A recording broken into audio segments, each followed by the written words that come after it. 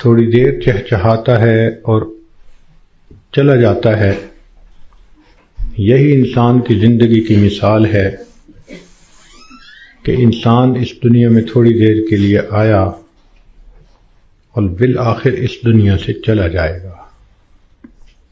آپ نے دیکھا ہوگا کہ جب بچہ پیدا ہوتا ہے تو اس کے ایک کان میں اذان کہتے ہیں اور دوسرے میں اقامت کہتے ہیں۔ یہ اس بچے کو پیغام دے رہے ہوتے ہیں کہ تیری زندگی کی اذان بھی ہو گئی، تیری زندگی کی اقامت بھی ہو گئی، اب اقامت میں اور جماعت کے کھڑے ہونے میں جتنا فرق ہے اتنا ہی تیری زندگی ہے، لہذا تم اپنی زندگی اس طرح سے گزارو کہ ابھی میری نماز جنازہ قائم ہونے والی ہے۔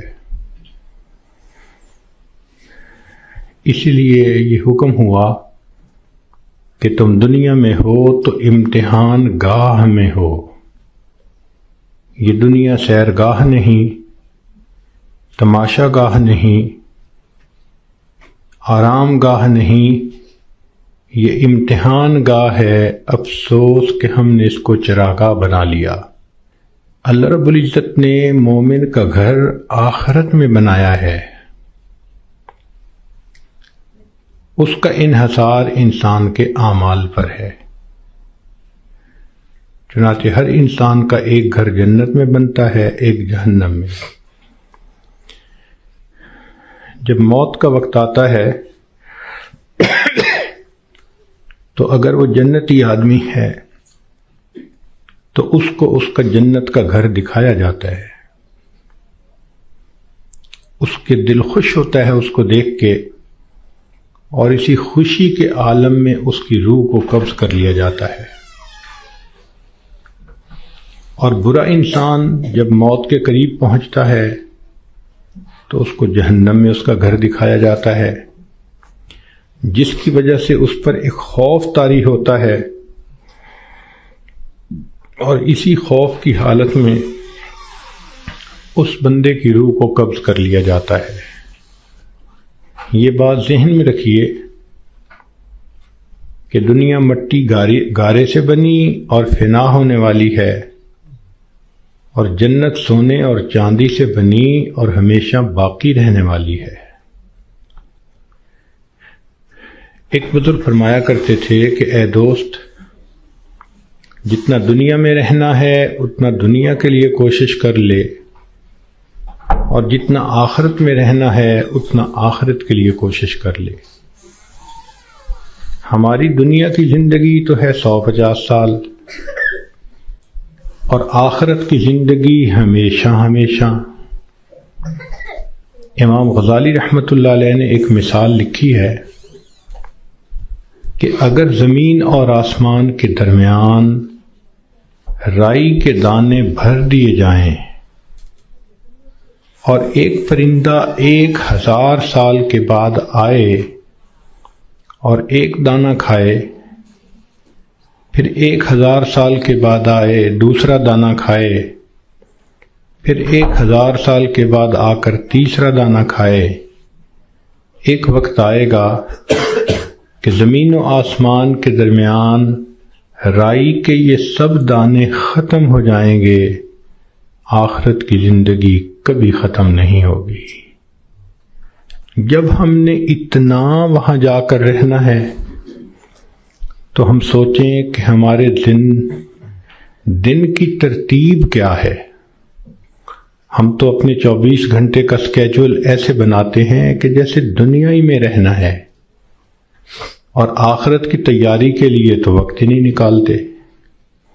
اسی کو غفلت کہتے ہیں اور اسی کو دھوکہ کہتے ہیں۔ اس لیے دنیا کا نام ہے دار الغرور، دھوکے کا گھر۔ اور یہ دھوکہ صرف جاہلوں کو اور ان پڑھوں کو نہیں لگتا، یہ پڑھے لکھے عقل مندوں کو بھی لگتا ہے۔ وہ دنیا کی زندگی میں ایسے مست ہو جاتے ہیں کہ نمازوں کی فرصت ہی نہیں ہوتی۔ غور کریں تو آج کا ہر انسان اپنی جنت سجانے میں لگا ہوا ہے. میرا گھر ایسے ہو، میرا بزنس ایسے ہو، بیوی ایسی ہو، بچے ایسے ہوں، گاڑی ایسی ہو. ہر بندہ اپنے ذہن کے اندر ایک جنت سجا کر اس کو بنانے میں لگا ہوتا ہے، اور اس کو یہ نہیں پتا کہ اللہ نے تو جنت آخرت میں سجائی ہے، دنیا میں تو ہم تیاری کے لیے تھے. اس کا اندازہ آپ کو اس بات سے ہوگا کہ آج ہر بندے کو یہ فکر ہوتی ہے کہ میرے بعد میرے بچوں کا کیا ہوگا. جس عورت کو دیکھ لو، جس مرد کو دیکھ لو، اس کے ذہن میں یہی فکر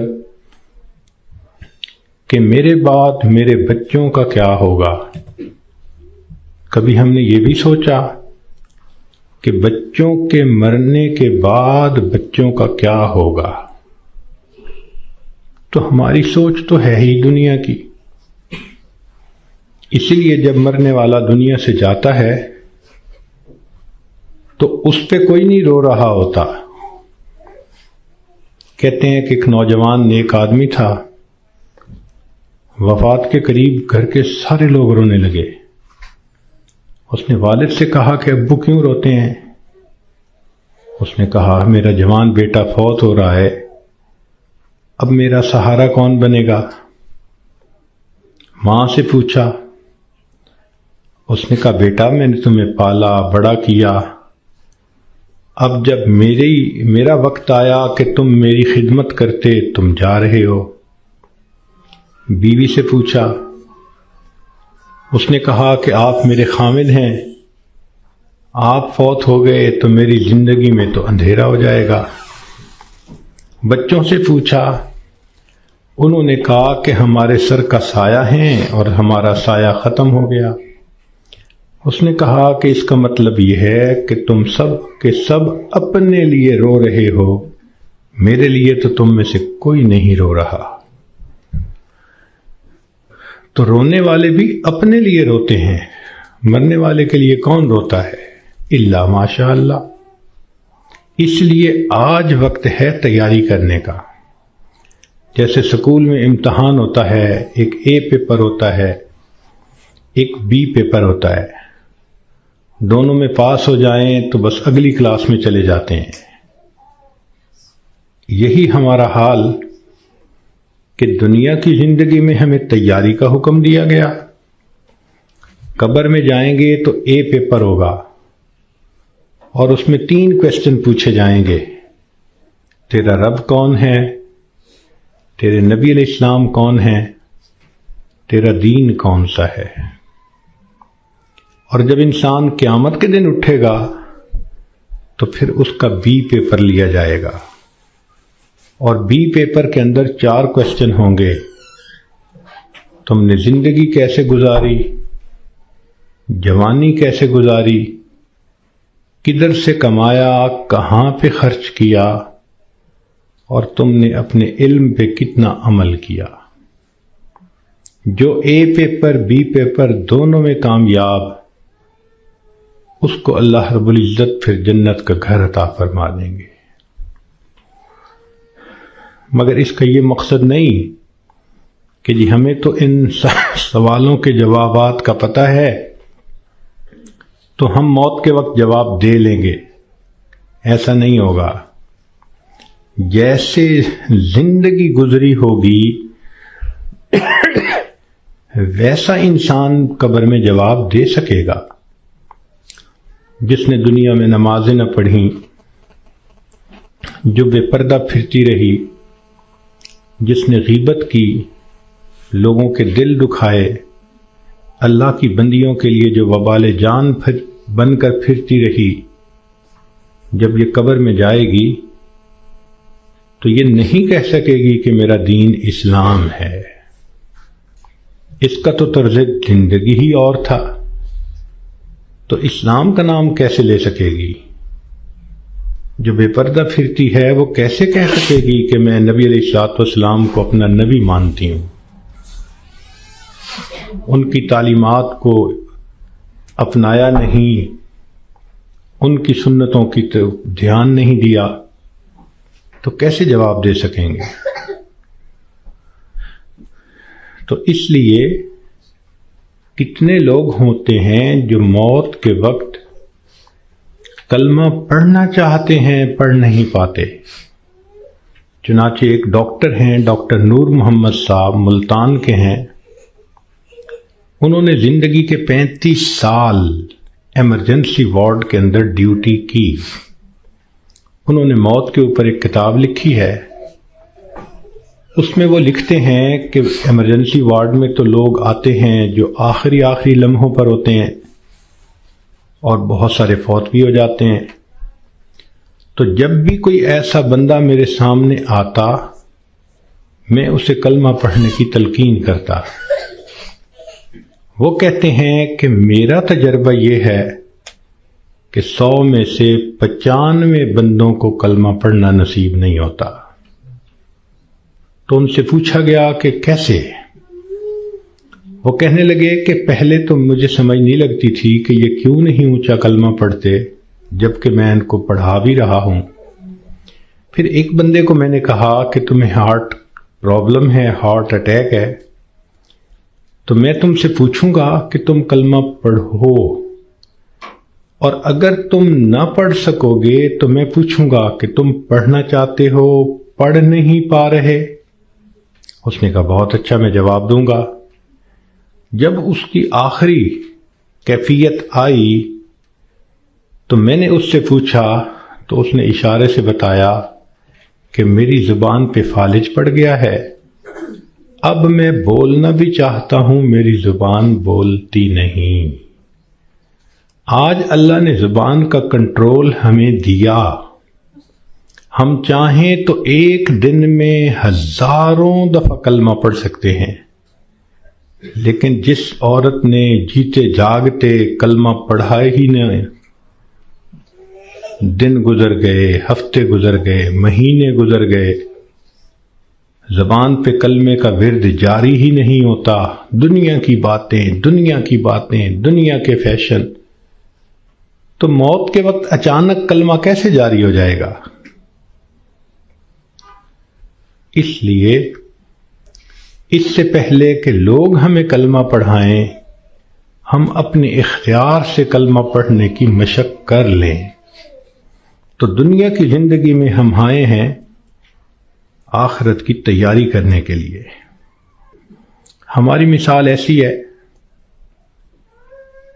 کہ جیسے ایک آدمی کا ویزا لگ چکا ہو اور وہ بورڈنگ پاس لے کر لاؤنج کے اندر پہنچ گیا ہو اور اپنی فلائٹ کے اناؤنس ہونے کا انتظار کر رہا ہو۔ ہم نے دیکھا کہ لاؤنج میں لوگ بیٹھے ہوتے ہیں، ایک فلائٹ اناؤنس ہوتی ہے، کچھ اٹھ کے چلے جاتے ہیں، پھر دوسری اناؤنس ہوتی ہے اور اٹھ کے چلے جاتے ہیں، نئے آتے رہتے ہیں اور یہ اٹھ کے جاتے رہتے ہیں۔ بالکل زندگی کا یہی معاملہ، نئے بچے پیدا ہوتے رہتے ہیں اور جو پہلے سے موجود ہیں وہ اس دنیا سے رخصت ہوتے رہتے ہیں۔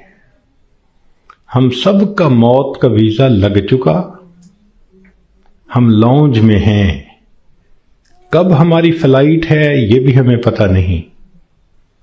نبی علیہ الصلوۃ والسلام نے ارشاد فرمایا، میری امت کی عمریں بین 70 و 60، 60 اور 70 کے درمیان ہوں گی، یعنی ایسا بھی ہوگا کہ کسی کی عمر 100 سال یا اس سے زیادہ، اور ایسا بھی ہوگا کہ کوئی پیدا ہوتے ہی بچہ مر جائے گا۔ تو جب اوسط نکالیں گے تو گراس ایوریج اس امت کی 60 سے 70 سال بنے گی۔ اب جن لوگوں کی زندگی ہے ہی 60 سے 70 سال، تو جو عورتیں 40 سے اوپر پہنچ گئیں وہ اپنی زندگی کے ظہر اثر کا وقت گزار رہی ہیں۔ اور ظہر اثر کے بعد پھر مغرب ہوتے ہوئے دیر نہیں لگا کرتی۔ ہم نے خود تجربہ کیا ہے کہ کئی کام اکٹھے ہوتے ہیں تو سوچتے ہیں کہ ہم چھٹی کے دن کریں گے، اور چھٹی کے دن جب صبح ہوتی ہے تو دل میں بڑا مان ہوتا ہے، لمبا دن پڑا ہے، کوئی بات نہیں۔ لیکن کام کرتے کرتے جب ظہر گزر جاتی ہے تو پھر بندے کو پینک کنڈیشن ہونی شروع ہو جاتی ہے۔ وہی بندہ جو تسلی میں تھا کہ لمبا دن پڑا ہے، اب ہاتھ پاؤں پھول رہے ہوتے ہیں اور وہ کہتا ہے جی دن تو نکل گیا، جلدی سے کام سمیٹو۔ تو جو 40-50 سے اوپر کی زندگی گزار رہی ہیں، اب وہ ظہر اثر کے وقت میں پہنچ گئیں، مغرب ہونے میں دیر نہیں لگا کرتی۔ اس لیے بہتر ہے کہ ہم موت سے پہلے موت کی تیاری کر لیں۔ اللہ رب العزت چاہتے ہیں تو بندے کو ڈاکٹر کے قدموں میں موت دے دیتے ہیں، اور اگر چاہتے ہیں تو بندے کے نام مردوں کی فہرست سے نکلوا دیتے ہیں۔ ہمارے ایک ڈاکٹر صاحب دوست تھے، وہ ایک ہاسپٹل کے ڈائریکٹر تھے، بڑے تھے، 300 بیڈ کا ہاسپٹل تھا۔ تو کہنے لگے کہ ایک مرتبہ میرے پاس لسٹ آئی ان مریضوں کی جو فوت ہو گئے، تو روزانہ میں سائن کرتا تھا تو وہ ڈیڈ باڈیز وارثوں کے حوالے کر دی جاتی تھی۔ تو میں سائن کرنے لگا تو میرے ذہن میں خیال آیا کہ میں ذرا ان کے چہرے تو دیکھ لوں۔ کہنے لگا میں نے چہرے جو دیکھے تو ایک بوڑھا آدمی تھا۔ ایسے ہی میرے ذہن میں گیا کہ کہیں اس کو فٹ کا دورہ تو نہیں پڑا، تو میں نے ٹیکا منگوایا اور انجیکشن اس کو لگا دیا۔ اللہ کی شان، وہ اٹھ کے بیٹھ گیا۔ مردوں کی فہرست میں اس کا نام لکھا جا چکا ہے۔ اللہ تعالیٰ چاہتے ہیں تو فہرست سے نام نکلوا دیتے ہیں۔ اور ایک اور ڈاکٹر صاحب کے بارے میں ہم جانتے ہیں کہ وہ اتنے ہارٹ اسپیشلسٹ ہیں کہ ملک کے صدر وزیر اعظم کے وہ ہارٹ اسپیشلسٹ ہوتے ہیں، VVIPs کے ہارٹ اسپیشلسٹ۔ ایک نوجوان آیا اور آ کے اس نے ان سے چیک اپ کروایا، تو ڈاکٹر صاحب نے پورا چیک اپ کرنے کے بعد ان کو کہا کہ your heart is functioning as good as that of a young man, کہ تمہارا دل تو ایک نوجوان بندے کے دل کی طرح ٹھیک ٹھیک کام کر رہا ہے۔ اس نوجوان نے ان سے اپنی فائل پکڑی اور پیچھے مڑ کر جو قدم اٹھایا، وہیں اس کو ہارٹ اٹیک ہوا اور ڈاکٹر کی آنکھوں کے سامنے اس کی جان نکل گئی۔ تو اللہ تعالیٰ چاہتا ہے تو ڈاکٹر کے قدموں میں جان دے دیتا، موت دے دیتا ہے، اور اللہ تعالیٰ چاہتا ہے تو مردوں کی فہرست سے بندے کا نام نکلوا دیتا ہے۔ اور کئی مرتبہ انسان موت سے بھاگ کے جا رہا ہوتا ہے اور حقیقت میں موت کے قریب ہو رہا ہوتا ہے۔ چنانچہ سلیمان علیہ السلام کا دربار ہے، ایک شخص داخل ہوا اور اس نے وہاں بیٹھے ہوئے کسی آدمی کو بڑے غور سے دیکھا۔ تو جس بندے کو غور سے دیکھا اس پہ بہت خوف طاری ہوا۔ وہ اٹھ کے سلیمان علیہ السلام کے پاس آیا، حضرت مجھ پہ بہت خوف ہے اس شخص کا جس نے مجھے غور سے دیکھا، آپ پلیز ہوا کو حکم دیں مجھے دور فلاں جزیرے کے اندر پہنچا دے۔ تو سلیمان علیہ السلام نے ہوا کو حکم دیا۔ اتنے میں آپ نے اس بندے کو بلایا جس نے گھور کے دیکھا تھا۔ پوچھا کہ بھئی کون ہو؟ اس نے جواب دیا جی ملک الموت۔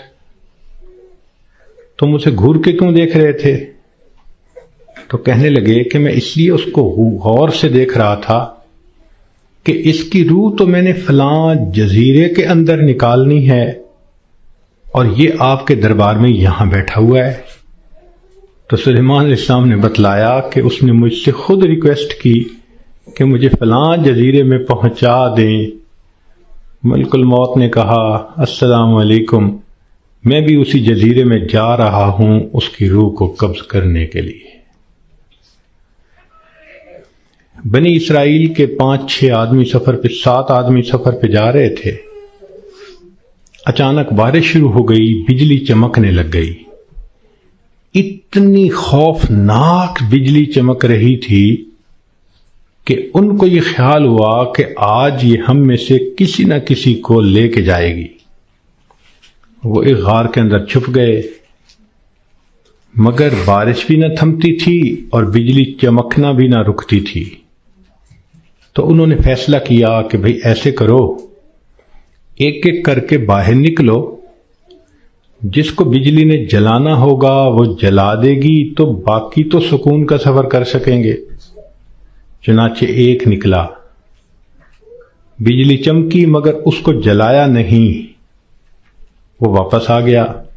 پھر دوسرا نکلا، خیریت سے واپس آ گیا۔ تیسرا نکلا، چوتھا نکلا، 6 نکلے اور 6 کے 6 کو بجلی نے نہیں جلایا، ایک باقی رہ گیا۔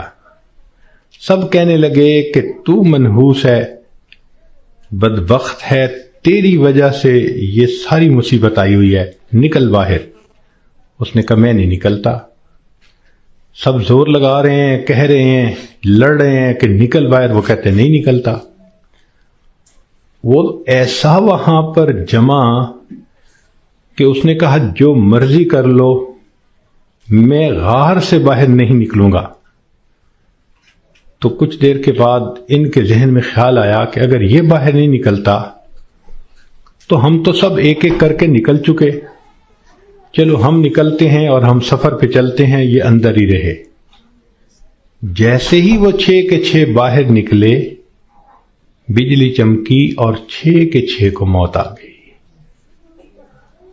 اب یہ سب دھکیل رہے تھے 7ویں کو، اور ان کو یہ نہیں پتا تھا کہ موت کا وقت تو ہمارا قریب آ چکا۔ کہتے ہیں کہ 2 چور کسی گھر میں آئے چوری کرنے کی نیت سے، تو ایک بڑھیا اور بوڑھا کمرے میں سوئے ہوئے تھے۔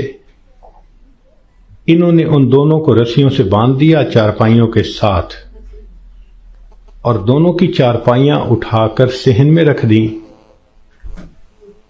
منہ پہ ٹیپ لگا دی تاکہ ہم کمرے میں تسلی کے ساتھ سامان کو کھولیں گے اور قیمتی سامان کو لے جائیں گے۔ جیسے میاں بیوی کی چارپائیاں انہوں نے صحن میں رکھیں، یہ کمرے کے اندر گئے کہ ہم چوری کرتے ہیں۔ اچانک کمرے کی چھت گری اور یہ دونوں چور دب کر مر گئے۔ محلے والے آ گئے، شور ہوا تھا۔ اب وہ حیران کہ میاں بیوی تو رسیوں سے بندھے ہوئے ہیں۔ ان سے پوچھا بھئی تمہیں باہر کس نے نکالا؟ کہا ہمیں تو پتہ نہیں، ہم تو اندر سوئے ہوئے تھے۔ ان کو کھولا گیا، جب ملبہ ہٹایا گیا تو اس کے اندر 2 چوروں کی لاشیں دبی ہوئی تھیں۔ پتہ چلا کہ چور ان کو نکال رہے تھے کہ ہم چوری کریں گے، اور ان کو یہ نہیں پتہ